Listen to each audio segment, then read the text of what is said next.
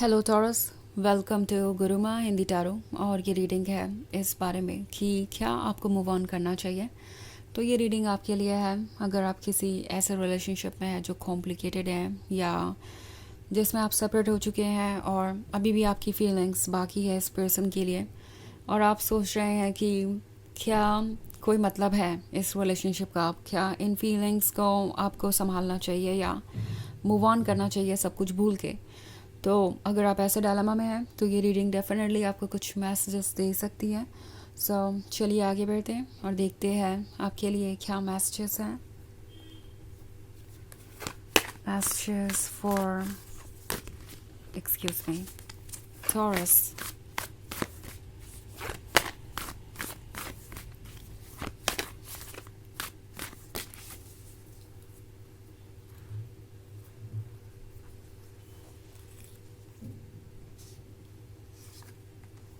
King of Swords, Nine of Wands, Nine of Swords, Knight of Cups and Knight of Wands.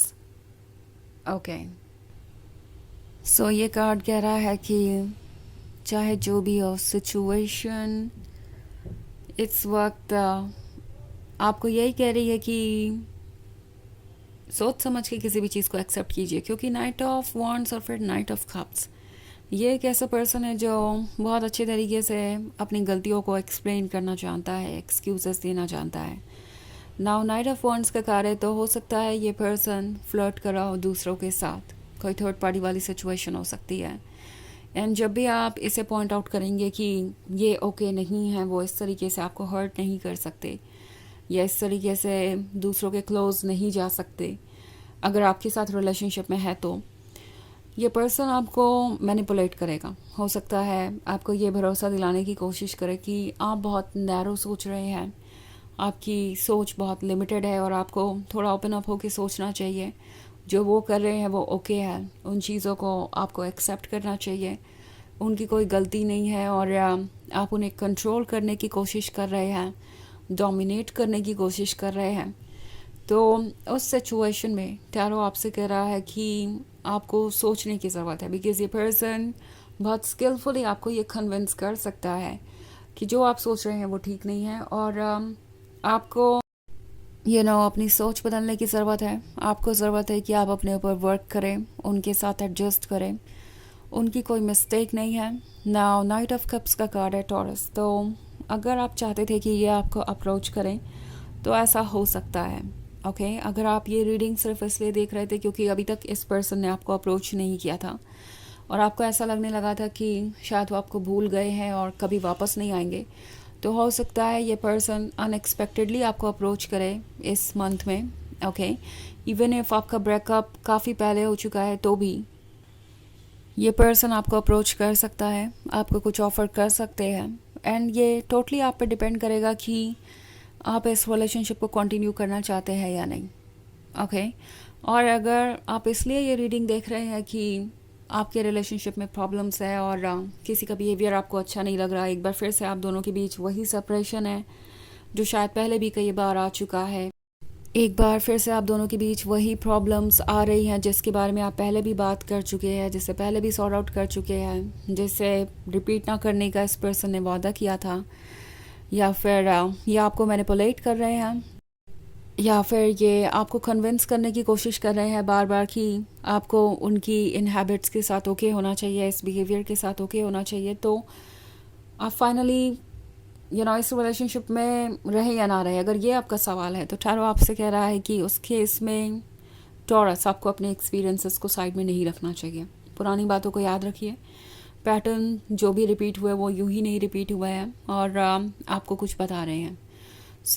उस case में आप move on कर सकते हैं, आपके लिए मूव ऑन करना ही इनफैक्ट ज़्यादा अच्छा साबित होगा।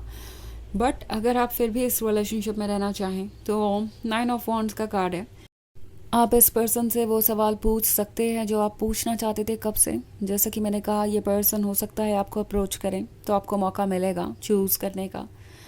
उस केस में आप ये नोटिस कीजिए कि ये पर्सन कैसे एक्ट करता है, क्योंकि एक बार फिर से ये पर्सन खुद को डिफेंड करेगा। ओके, घुमा फिरा के बात यही होगी कि गलती उनकी नहीं है, आपकी हो सकती है, किसी और पर्सन की हो सकती है, बट गलती उनकी नहीं है। और ये इमेच्योरिटी फिर से एक बार आपके सामने आएगी। और किंग ऑफ सॉर्ड्स का कार्ड है। तो टॉरस, आप जिसकी भी साथ रिलेशनशिप में हैं, हो सकता है ये पर्सन किसी ज़िद पे अड़ा हो और अभी तक ये यही एक्सपेक्ट कर रहे थे कि इस तरीके से ज़िद करने से उनकी प्रॉब्लम्स आसान हो जाएगी। आप उन्हें अप्रोच करेंगे, आप ही इस रिलेशनशिप को संभाल लेंगे, उन्हें कोई एफ़र्ट करने की ज़रूरत नहीं पड़ेगी। बट अब जब चीज़ें चेंज नहीं हो रही हैं तो यह पर्सन हो सकता है फिर से आपको अप्रोच करे, but at the same time ये अपने ऊपर वर्क नहीं करना चाहते और ना ही इन्होंने कोई प्रोग्रेस की है। अगर बात करें शैडो वर्क की, तो समझना ज़रूरी है कि क्या ठीक है और क्या नहीं। सो ये रीडिंग वैसे जनरल रीडिंग है, तो ये सबसे रेजोनेट नहीं करेगी। एनर्जी रिवर्स हो सकती है अगर आप क्रॉस वॉचर हैं। इसके अलावा अगर आप पिछले वीक की रीडिंग देखना चाहें या ईयरली रीडिंग देखना चाहें 2025 की, तो उसका लिंक आपको डिस्क्रिप्शन बॉक्स में मिल जाएगा हमेशा की तरह। सो चलिए आगे बढ़ते हैं और देखते हैं और क्या मैसेजेस है आपके लिए। Messages for taurus, the wheel of Fortune, S of wands, 6 of wands, page of wands and 7 of wands. Okay, सो हमारे पास है S of wands। S of wands एक अच्छी शुरुआत को दर्शाता है। शुरुआत में शायद आपको लग रहा था कि ये रिलेशनशिप आपके लिए परफेक्ट है, आप दोनों हमेशा साथ ही रहेंगे और ये आपके सोलमेट है। बट वक्त के साथ चीज़ें बदलती गई।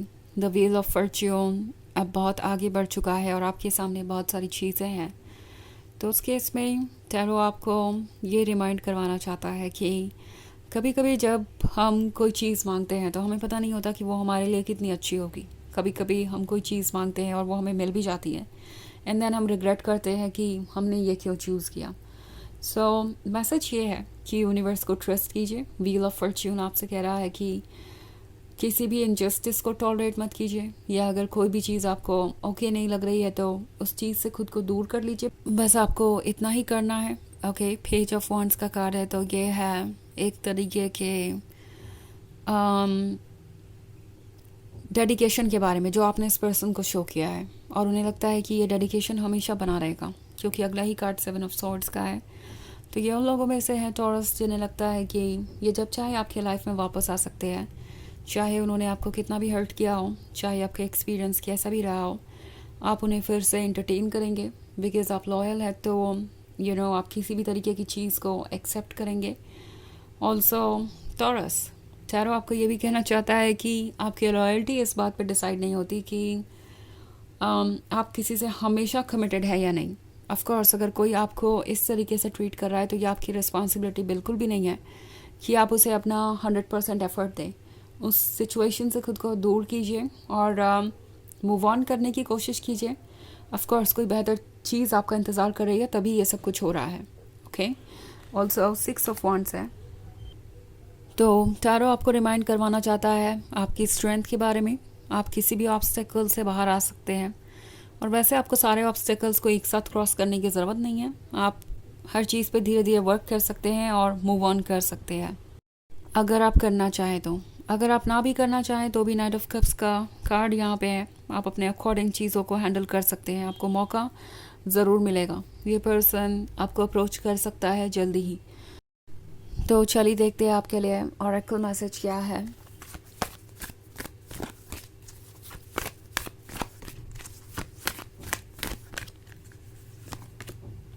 Freya, phases and cycles.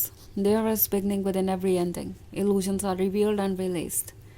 तो ये कार्ड फिर से एक बार आपको यही मैसेज दे रहा है कि अगर कुछ ख़त्म होगा तो उसकी जगह कुछ नया शुरू होगा, कुछ अच्छा और कुछ बेहतर। सो किसी भी चीज़ के एंड से डरिए मत या हेजिटेट मत कीजिए किसी भी चीज़ को एंड करने से। आपके सारे भ्रम दूर होंगे, सारे ट्रुथ सामने आएंगे। तो ट्रुथ को देखिए, एक्सेप्ट कीजिए और वाइजली डिसीजन लीजिए। तो ये है रीडिंग इस बारे में कि क्या आपको मूव ऑन करना चाहिए। आई होप आपको अच्छी लगी होगी। Thanks for watching.